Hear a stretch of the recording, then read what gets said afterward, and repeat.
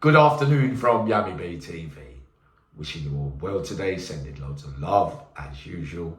Fresh from a glorious night of football. My nephew Quincy came to get me yesterday and took me to the deepest part of the countryside to sit with 8 or 12 other geezers to watch the football. And for 25 minutes I was thinking, oh no, not the same old story. But yes, after that time, 2 breakaway goals, and yes, we was in dreamland, bring on the French if you ask me. But yeah, I got home safely and had a wonderful night's sleep.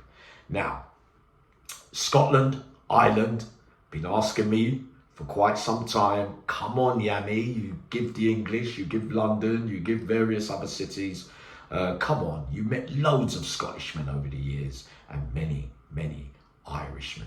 So the topic that I'm going to talk about today and the man I'm going to talk about today is probably in my top 10, 15, 20 strongest physically and mentally men of all time. The wee man I'm talking about is Andy Rogers, who was the third party in the Great Escape from Parkhurst with Rose and a geezer called Williams, who I think I saw fleetingly in Albany block, but very strange geezer. If you get, I would describe him as a weirdo without being rude, if you get what I mean. But I didn't spend that much time with him, so maybe some of you know me more.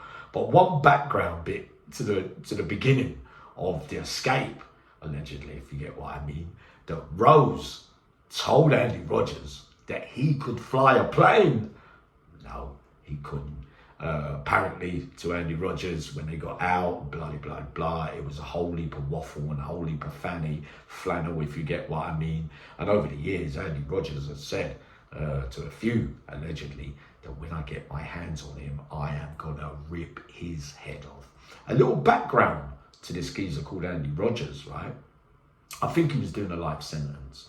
Now, he was a man mountain, right? And I have to say, from not so much what I saw, but you know, when you glimpse someone, albeit for, you know, a day or two, and their presence and that, very much a loner as well. Now, I can't remember any of us ever talking about a man that could rip off a cell door with his bare hands. He used to bend up the bed, fold it in half, so that when they come in with the shields and all that kind of stuff, it would be on and it would last a lifetime, and they would have to back out and come back. You needed 2 teams for him on certain occasions as well. Not just my words, prison staff as well, who came back with cuts and bruises and said, please. He had the gym job for a little while on the island to keep him quiet. But all in all, on them fleeting moments, say a polite and a decent man. More of you from Scotland will be able to tell me more about him. I don't know the ins and outs of the case. I don't know whether he's still alive, but I know that he had the raving ump with Rose. So not only that, with those walls down the block, with the staff and that cell door, I can't remember anyone ever telling me, unless it comes back to me another time, but to rip off a prison cell door, you've got to be of the strength of like the Incredible Hulk, if you get what I mean. And I can't, again, I reiterate, we've met many men that I describe as being physically supreme with the mental strength and no step backwards, with that unnatural power compared to everyone else. Well, this geezer, Andy Rogers, had the absolute full array of everything.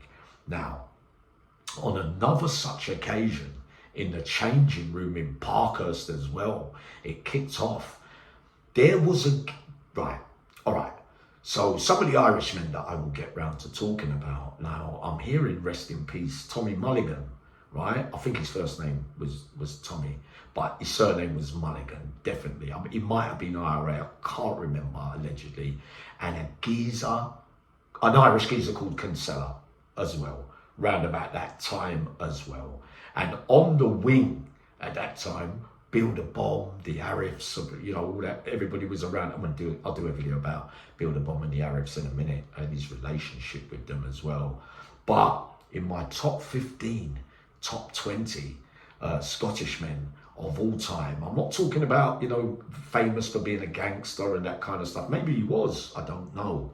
But I say to you, if you do know about him, Andy Rogers was probably one of the most strongest, physical Scottish men of all time.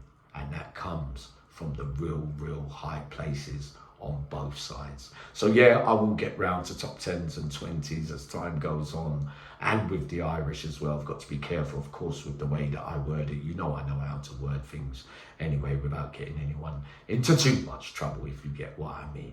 But remember the name and ask the questions about a geezer called Andy Rogers. Coming up very shortly with the Arabs and Bill the Bomb. Loads of love.